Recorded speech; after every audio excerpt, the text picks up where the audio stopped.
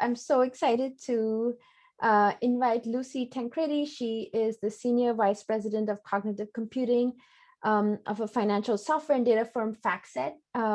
And she's been at FactSet for over 25 years, leading people through understanding artificial intelligence and machine learning to improve FactSet's competitive advantage, helping customers have a good experience, and of course, internal operations. And I have to say, FactSet has been supporting Technovation for the past 2 years, helping us bring FactSet employees as mentors to girls in different locations across the US and worldwide. So thank you, FactSet. But also it's a company that I think is doing some really cool stuff and fit perfectly with the mission of this workshop. Lucy also has a special passion for corporate social responsibility and cares about diversity and inclusion, and serves on the boards of the Fairfield Westchester Society of Information Management as the director of STEM outreach, and Random Hacks of Kindness Jr., a nonprofit which hosts one-day kids coding for a cause hackathons. She has a Bachelor of Computer Science from M.I.T. and a Master's of Education from Harvard University, and she has some really cool stories to share.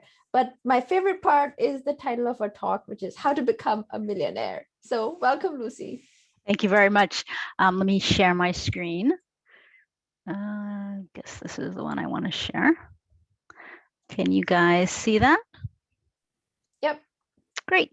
So let me get started. I'm really happy to be here. I'm going to just start off by, hold on a second.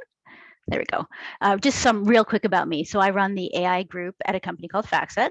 We create financial software, and I graduated college 25 years ago. And as Tara said, with degrees in computer science and education, what I wanted to do was create educational software, but there really weren't a lot of jobs in it. Meanwhile, I had gotten this great offer from this financial software company. Honestly, I wasn't all that interested in finance. I thought it was kind of boring, to be honest. So I thought I'd do that for maybe 2 years and make some money, and then leave and do so maybe an educational startup or something, since I wasn't finding the roles ready-made. But as it turned out, I found out that, finance, I personally found it to be very interesting, and the company was great. The people were great. So 25 years later, I'm still here at FactSet. As Tara mentioned, I'm also really interested in STEM. I serve on 2 boards, and one of them is Random Hacks of Kindness Jr. They do, when we were live, full-day hackathons. Now that we're virtual, half-day hackathons. So you can join these virtual hackathons anywhere. If you enjoyed the kind of workshops that we went through today, I encourage you to go to their website and check it out. They build mobile apps for charities. So my company, FactSet, creates financial data and software. Our clients are portfolio managers and stockbrokers, basically the people who manage money for a living. 25 years ago when I started, there was less than 100 people working there, pretty small company. Today, there's over 10,000 employees all around the world. As Tara mentioned, we've been partnering with Technovation for a couple of years, super excited to do that. We've had over 600 FactSet employees globally volunteering, both as judges and mentoring individual teams in India, Bulgaria, and the United States. But now on to what you really want to know, which is how to be a millionaire. So I'm going to give you some important tips about your starting salary, about saving and investing. And in my opinion, the best way to get comfortable with managing money is to take a crawl, walk, run approach. Start right now with learning as much as you can, and then take the first step and start dabbling with it. And then really take control, be fearless, as the earlier speaker said, with taking control of your finances. And we're talking about this because financial literacy, which is understanding and effectively using money skills, it's really crucial to supporting your life goals, whether it's college or running your own business or a comfortable retirement. Now, you probably know that women typically earn less than men for the same job. So it's really all the more important that you negotiate and ask for what you deserve in your starting salary. Here's an example. We have 2 people, Taylor and Alex, who were both offered a starting salary of $45,000. Taylor negotiated and got $5,000 more to start, and she also got a bigger raise every few years. Now that seemingly small difference, $5,000 at the start of her career, that ended up being $50,000 more a year by the time she retired. And that's only part of the story. When you add up the extra income from each year, Taylor made over $1.6 million more than Alex. So right here on my first slide, if you negotiate your starting salary, you'll be well on your way to becoming a millionaire. And this really highlights a key theme that you're going to see throughout my slides, which is that the importance of starting early to have that compounded benefit over time.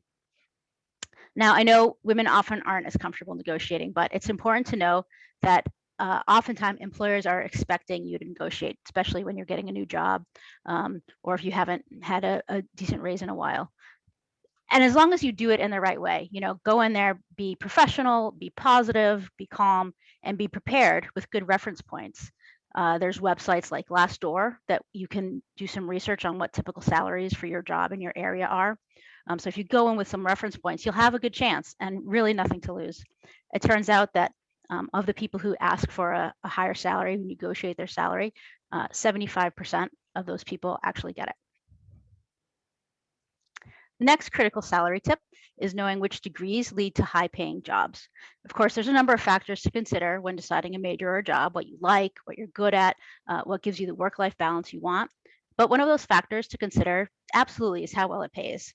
And luckily for you, if you're here because you like math and science, you'll see that almost all of the college degrees that lead to the top-paying jobs have some aspect of engineering, math, or science. So now I'm going to talk about savings. You can keep your money under your mattress, but it's never going to grow. But of course, banks will pay you to put your money in a savings account. Interest is how much they pay you. For example, 5% would pay you $50 on a $1,000 deposit. And because your initial balance is now growing, compound interest means you get more and more each year. So in this example, you deposit $1,000, you make $50 in interest the first year. The next year, you make $52 and then $55. After 10 years, that $1,000 has grown to over $1,600. The great news for any kids in the room is that the earlier you start, the more you make. Here's an example where two people put in the exact same amount of money, $24,000 total. They both spread it out over 20 years. But because of the compounded interest, the person who started later at age 47 only grew their money to $59,000, while the person who started earlier grew it to over $470,000. The crawl, walk, run approach to savings is to start now, no matter what age you are, by setting up a savings account. Even if you only have, $10 or $20 to put it in, you can get started right away understanding the mechanics of savings and bank accounts. Then when you get birthday gifts or babysitting money, whatever income you have, get into the habit of regularly putting aside some percentage of it. We heard 90% earlier today. For you, it might be 75%. Whatever it's right for you, invest that into your account. When you have more to save, you should be researching higher interest savings options. These are things like CDs or money markets. Now I want to look at the difference between saving in a bank and investing in the stock market. Over long periods of time, the stock market is going to make more money, but you also at certain times risk losing your money. Here you see $1,000 saved in a bank, that's the orange line. That grew to $2,600, not bad, but the $1,000 invested in the stock market, that's the green line, that grew to over $12,000. But you can also see there's some ups and downs in the stock market. So there's more return, but there's also some risk, that dip there. In this case, over this 20-year period, 30-year period, even when the stock market dipped, you're still doing better for this specific period of time than investing in a savings account. So let's look at that return, that interest that you make.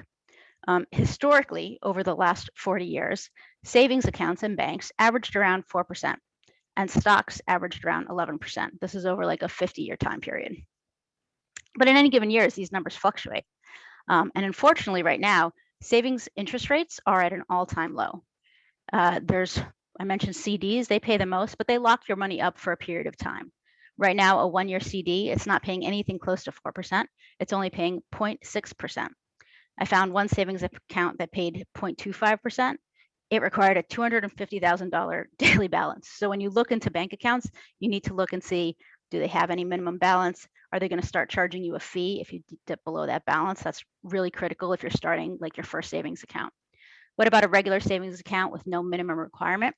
It's only paying 0.02% interest. What does that look like? Well, you remember that 5% interest that we showed before that made you $50 the first year? At 0.02%, you'd only make 20 cents that first year in interest. So obviously your money is not going to grow very fast that way. So especially if you have a long time horizon, if you're starting early and you're saving for the future, you should be learning about investing in the stock market right now. There are dips, but over the long haul, the stock market goes up. What if you're a retiree or you have a shorter time horizon before you'll need the money? Maybe you're saving for college in 3 years. You need to consider the risk and make sure that you mix how much you put in savings and investing appropriately. So that risk is going to come more into play when you're looking at a shorter time period. So let's look at a shorter time period. In this case, $10,000 that was invested in 2005, it more than doubled in the stock market over 10 years. It did way better than savings. But if you had needed to take it out in 2009 during that dip, you actually would have lost money. So can you maximize your return while minimizing your risk? First, you need to know about some of the different asset classes, the different things that you can invest in, and how their risk and return profiles look. So you've got cash. We all know cash is very low return we've seen, and low risk. You're not going to lose your money if you invest in something like a CD. A little bit better than that, both in terms of return, but also higher risk, is what's called bonds or fixed income. You can also invest in real estate without having to go out and buy a house. There are things called real estate investment trusts or REITs that you can actually invest in the stock market. And so you can take advantage of when real estate is doing well. It usually does better than bonds, but also usually higher risk. And then, of course, there's stocks, also known as equity. Usually the highest return, usually the highest risk. So what you want to do, because these things, unfortunately, there aren't high return and low risk, right? The higher return usually has the highest risk. You want to have a mix of these different types of things. So think of a pie chart that shows you how you can mix these assets. And how much you should put in each of these assets depend on how long your time horizon is. So if you're a young investor and you have a long time horizon, you can ride out those dips in the stock market, you can put more in stock. If you're a retiree, for the grandmas in the room, you might need that money sooner, or you don't want to risk losing what you have before you're going to need to take it out. You'll probably be putting more in cash and bonds. And I've been talking a lot about the power of investing early and savings early, but for the grandmas in the room, I do want to emphasize that it's not too late to invest in the stock market. I found this rule of thumb online. You can take your age and subtract it from 100, and they suggest that's the amount of your savings that you can invest in stock. So if you're 75, you can still put 25% of your money in stock. Of course, it's going to depend on your specific situation.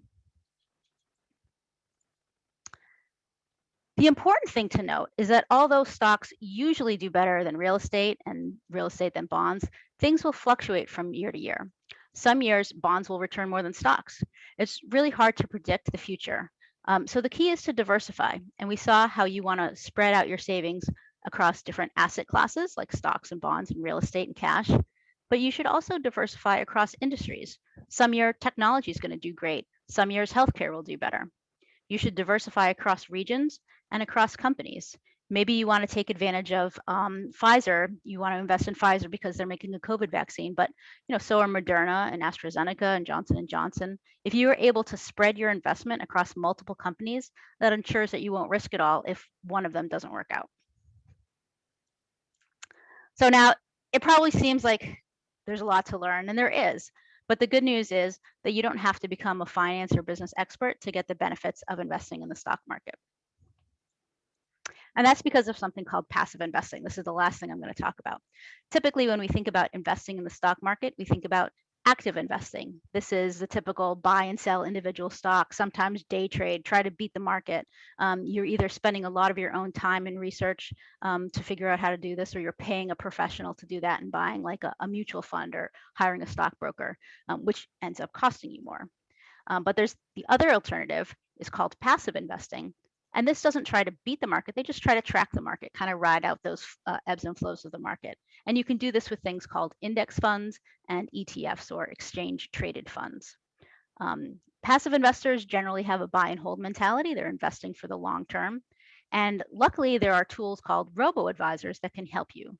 So with a robo-advisor, something like Betterment, you log onto the system and you tell them what your goals are. Maybe you're saving for college, that you have to take the money out in a certain time period, or for retirement. Maybe you're just trying to build wealth for the long haul. Maybe you have a nest egg that you're trying to make sure you protect. You tell it what you're doing, and then they'll figure out that pie chart of how much you should invest in different things. And for the stock, they'll figure out which ETFs to invest in. So the really good news is that passive investing, the one where you don't have to do all the work, it actually beats active investing most of the time. So you can definitely check out robo-advisors and start putting money in the stock market right away without having to do a ton of learning up front. Obviously, again, the crawl, walk, run approach would be start learning about investing now. And you can also play invest. If you have no money to invest, you can still do something called fantasy investing. It's like fantasy football. You have play money, and you just track and invest stocks. There's various sites where you can do this, and you can, through that process, learn and see how your ideas play out without risking any money. The walk, you then open a robo-advisor account, and you check these out. Some of them require minimum balances, many of them do not. And then the run, really start to research and buy ETFs on your own, or buy individual stocks on your own. So I think I'm starting to run over on time. So I have a slide about some of the investing tools that you can use. You can really just Google. There's so many out there. One that I saw that said it was best for teaching kids about investing was called Stockpile. So there's lots of places to learn and do fantasy investing. There's a number of different robo-advisors that will invest for you. And then when you're ready to do individual stock, those are called brokerage accounts. And there's something called custodial brokerage accounts that are specifically for kids, where you can invest in stock with either parental guidance or parental approval. And then we've been talking all about money, but there's a lot of science that says that being rich and using money to buy things won't make you happy. So I wanted to end on one last note, which is that you can spend money on experiences, on travel, and on giving back to those in need. These things actually do make you happy. And you can use your money for education, to start your own business, or for a comfortable retirement. So whatever age you are, I encourage you to take the crawl, walk, run approach today and start learning more about your finances, start dabbling with investing now, so that you can reach your life goals tomorrow. Thanks very much.